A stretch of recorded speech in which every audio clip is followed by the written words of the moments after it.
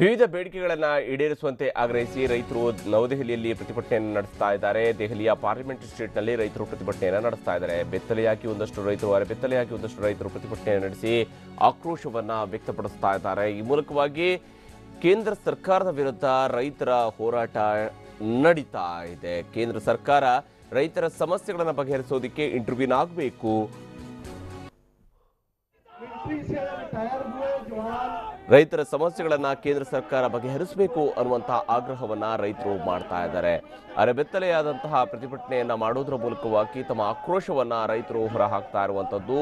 ನವದೆಹಲಿಯ ಪಾರ್ಲಿಮೆಂಟ್ ಸ್ಟ್ರೀಟ್ನಲ್ಲಿ ಈ ರೀತಿಯಾಗಿ ಅರೆಬೆತ್ತಲೆಯಾಗಿ ಹೋರಾಟದಲ್ಲಿ ರೈತರು ತಮ್ಮನ್ನ ತೊಡಗಿಸಿಕೊಂಡಿದ್ದಾರೆ. ಈ ಮೂಲಕ ರೈತರ ಬೇಡಿಕೆಗಳನ್ನು ಈಡೇರಿಸಬೇಕು ಅನ್ನುವಂಥದ್ದು. ಇವತ್ತು ಇಡೀ ದೇಶದ ಎಲ್ಲ ಭಾಗಗಳಿಂದ, ಎಲ್ಲ ರಾಜ್ಯಗಳಿಂದ ಆಗಮಿಸಿರುವಂತಹ ಅತಿ ದೊಡ್ಡ ಕಿಸಾನ್ ರ್ಯಾಲಿಯನ್ನ ನವದೆಹಲಿಯಲ್ಲಿ ನಡೆಸಲಾಗ್ತಾ ಇದೆ. ಈ ಕಿಸಾನ್ ರ್ಯಾಲಿಯಲ್ಲಿ ಎಲುಬುಗಳನ್ನು ಕೂಡ ತಲೆಗೆ ಕಟ್ಟಿಕೊಂಡಿರುವಂತಹ ರೈತ, ನಾವೆಲ್ಲರೂ ಕೂಡ ಎಲುಬುಗಳಾಗಿದ್ದೀವಿ, ರೈತರು ಎಲುಬುಗಳಂತಾಗಿದ್ದೀವಿ, ನಮ್ಮನ್ನು ಹಿಂಡೋದು ಬೇಡ, ಕೇಂದ್ರ ಸರ್ಕಾರ ಮಧ್ಯಪ್ರವೇಶ ಮಾಡಬೇಕು, ರೈತರ ಸಮಸ್ಯೆಗಳನ್ನು ಬಗೆಹರಿಸಬೇಕು ಅನ್ನುವಂಥ ಆಗ್ರಹವನ್ನು ರೈತರು ಮಾಡ್ತಾ ಇದ್ದಾರೆ. ಈ ಕಾರಣಕ್ಕಾಗಿ ಪಾರ್ಲಿಮೆಂಟ್ ಸ್ಟ್ರೀಟ್ನಲ್ಲೂ ಕೂಡ ಹೋರಾಟವನ್ನ ಹಮ್ಮಿಕೊಂಡಿದ್ದಾರೆ.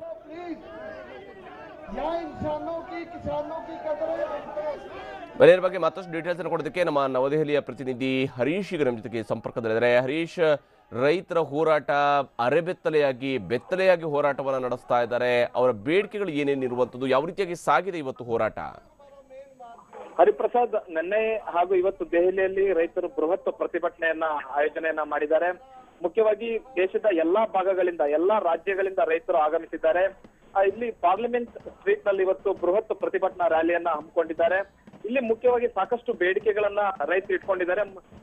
ತಾವು ಬೆಳೆದಂತಹ ಬೆಳೆಗೆ ಬೆಂಬಲ ಬೆಲೆ ಅಗತ್ಯ ಇದೆ, ಅದ್ರ ಜೊತೆಗೆ ಸಂಪೂರ್ಣ ಸಾಲ ಮನ್ನಾ ಆಗಬೇಕು, ಮತ್ತೆ ಸ್ವಾಮಿನಾಥನ್ ವರದಿ ಜಾರಿ ಆಗ್ಬೇಕು ಅಂತ ನಿಟ್ಟಿನಲ್ಲಿ ಕೇಂದ್ರ ಸರ್ಕಾರವನ್ನ ಒತ್ತಾಯ ಮಾಡ್ತಿದ್ದಾರೆ. ಮುಖ್ಯವಾಗಿ ಬಿಜೆಪಿ ಅಧಿಕಾರಕ್ಕೆ ಬರುವುದಕ್ಕಿಂತ ಮುಂಚೆ ಸಾಕಷ್ಟು ಭರವಸೆಗಳನ್ನ ರೈತರ ವಿಚಾರದಲ್ಲಿ ಕೊಟ್ಟಿತ್ತು. ದ್ವಿಗುಣ ಆದಾಯ ಆಗಿರ್ಬೋದು, ಸ್ವಾಮಿನಾಥನ್ ವರದಿ ಜಾರಿ ಆಗಿರ್ಬೋದು, ಮತ್ತೆ ಸಾಲ ಮನ್ನಾ ಅಂತ ವಿಚಾರಗಳಲ್ಲಿ ಯಾವುದನ್ನು ಕೂಡ ಮೋದಿ ಸರ್ಕಾರ ಈಡೇರಿಸಿಲ್ಲ. ಹಾಗಾಗಿ ಉಗ್ರ ರೂಪದ ಪ್ರತಿಭಟನೆಯನ್ನ ರೈತರು ನಡೆಸ್ತಿರ್ತಕ್ಕಂಥದ್ದು. ಮುಖ್ಯವಾಗಿ ತಮಿಳುನಾಡಿನ ರೈತರ ಎಲುಬುಗಳನ್ನ ಸತ್ತಿರ್ತಕ್ಕಂಥ, ಆತ್ಮಹತ್ಯೆ ಮಾಡಿರ್ತಕ್ಕಂಥ ರೈತರ ಎಲುಬುಗಳನ್ನ ತೆಗೆದುಕೊಂಡು ಬಂದಿದ್ದಾರೆ ದೆಹಲಿಗೆ. ಪ್ರತಿಭಟನಾ ಮೆರವಣಿಗೆ ರ್ಯಾಲಿಯಲ್ಲಿ ಅವುಗಳನ್ನ ಪ್ರದರ್ಶನ ಮಾಡಿದ್ದಾರೆ. ಅದ್ರ ಜೊತೆಗೆ ಬೆತ್ತಲೆ ಪ್ರತಿಭಟನೆಯನ್ನ ಮಾಡಿ ಮೋದಿ ಸರ್ಕಾರದ ವಿರುದ್ಧ ಆಕ್ರೋಶವನ್ನ ವ್ಯಕ್ತಪಡಿಸಿದ್ದಾರೆ. ಮುಖ್ಯವಾಗಿ ಅಯೋಧ್ಯೆ ವಿಚಾರವನ್ನ ಬಿಡಿ, ರೈತರ ಬಗ್ಗೆ ಗಮನ ಹರಿಸಿ ಅನ್ನುವಂತಹ ಕೂಗು ಕೇಳಿ ಬರ್ತಾ ಇರತಕ್ಕಂಥದ್ದು.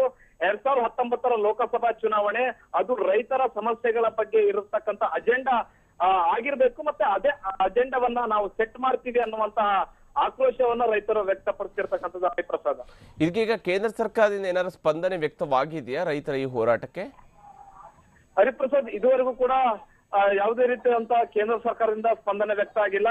ಕಳೆದ ಅಕ್ಟೋಬರ್ 2ರಂದು ಇದೇ ದೆಹಲಿಯ ಗಡಿ ಭಾಗದಲ್ಲಿ ರೈತರು ಆಕ್ರೋಶವನ್ನ ವ್ಯಕ್ತಪಡಿಸಿದ್ರು. ರೈತರ ಮೇಲೆ ದಬ್ಬಾಳಿಕೆ ಕೂಡ ಸರ್ಕಾರದ ನಡೆದಿತ್ತು. ಆವಾಗ ಸ್ವಾಮಿನಾಥನ್ ವರದಿಯ ಕೆಲವೊಂದಿಷ್ಟು ಅಂಶಗಳನ್ನ ಮಾತ್ರ ಕೇಂದ್ರ ಸರ್ಕಾರ ಒಪ್ಪಿಕೊಳ್ಳುತ್ತೆ ಅನ್ನುವಂತಹದನ್ನ ಭರವಸೆಯನ್ನ ನೀಡಿತ್ತು.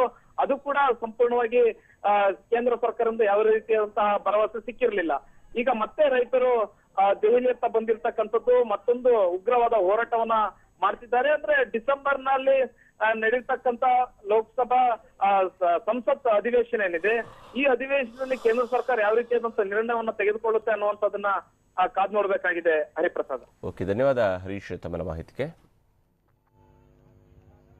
ಇದು ನವದೆಹಲಿಯಲ್ಲಿ ನಡೆದಿರುವಂತಹ ರೈತರ ಬೃಹತ್ ಹೋರಾಟ. ಈ ಒಂದು ಹೋರಾಟದ ಮೂಲಕವಾಗಿ ಕೇಂದ್ರ ಸರ್ಕಾರದ ವಿರುದ್ಧ ಆಕ್ರೋಶವನ್ನು ವ್ಯಕ್ತಪಡಿಸಿದ್ದಾರೆ. ರೈತರ ವಿವಿಧ ಬೇಡಿಕೆಗಳನ್ನು ಕೇಂದ್ರ ಸರ್ಕಾರ ಈಡೇರಿಸಬೇಕು ಅಂತ ಆಗ್ರಹವನ್ನು ರೈತರು ಮಾಡ್ತಾ ಇದ್ದಾರೆ. ವಿಶೇಷವಾಗಿ ತಮಿಳುನಾಡಿನ ರೈತರು ಈ ರೀತಿಯಾಗಿ ಎಲುಬುಗಳನ್ನು ತಲೆ ಮೇಲೆ ಕಟ್ಟಿಕೊಂಡು ಕೈಗಳಲ್ಲಿ ಹಿಡ್ಕೊಂಡು ಬಂದು ಆಕ್ರೋಶವನ್ನು ಹೊರಹಾಕ್ತಾ ಇದ್ದಾರೆ.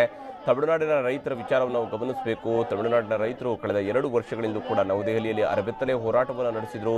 ರೈತರ ಸಮಸ್ಯೆಗಳಿಗೆ ಕೇಂದ್ರ ಸರ್ಕಾರ ಕಾರಣ, ಕೇಂದ್ರ ಸರ್ಕಾರ ಇಂಟರ್ವ್ಯೂನ್ ಆಗಬೇಕು, ಕೇಂದ್ರ ಸರ್ಕಾರ ಮಧ್ಯಪ್ರವೇಶ ಮಾಡಬೇಕು ಅನ್ನುವಂಥ ಆಗ್ರಹವನ್ನು ತಮಿಳುನಾಡಿನ ರೈತರು ಕಳೆದ ಬಾರಿ ಕೂಡ ಮಾಡಿದ್ರು. ಈ ಬಾರಿ ಮತ್ತಷ್ಟು ಆಕ್ರೋಶಭರಿತರಾಗಿರುವಂತಹ ತಮಿಳುನಾಡಿನ ರೈತರು ಎಲುಬುಗಳನ್ನು, ಆತ್ಮಹತ್ಯೆ ಮಾಡಿಕೊಂಡಿರುವಂತಹ ರೈತರ ಎಲುಬುಗಳನ್ನು ದೆಹಲಿಗೆ ದೆಹಲಿಗೆ ತಂದು ಅಲ್ಲಿ ಆ ಎಲುಬುಗಳನ್ನು ಕೂಡ ಮುಂದಿಟ್ಟುಕೊಂಡು ಹೋರಾಟವನ್ನು ನಡೆಸಿರುವಂತಹದ್ದು. ಅದನ್ನು ತಲೆಯ ಮೇಲೆ ಕಟ್ಟಿಕೊಂಡು ಕೈಗಳಲ್ಲಿ ಹಿಡಿದು ಹೋರಾಟವನ್ನು ನಡೆಸೋದರ ಮೂಲಕವಾಗಿ ರೈತರ ಸಮಸ್ಯೆನ ನೀವು ಅರ್ಥ ಮಾಡ್ಕೊಳ್ಳಿ, ರೈತರ ಸಮಸ್ಯೆನ ಬಗೆಹರಿಸಿ ಅನ್ನುವಂಥ ಆಗ್ರಹವನ್ನ ಮೋದಿ ಸರ್ಕಾರಕ್ಕೆ ಮಾಡ್ತಾ ಇದ್ದಾರೆ.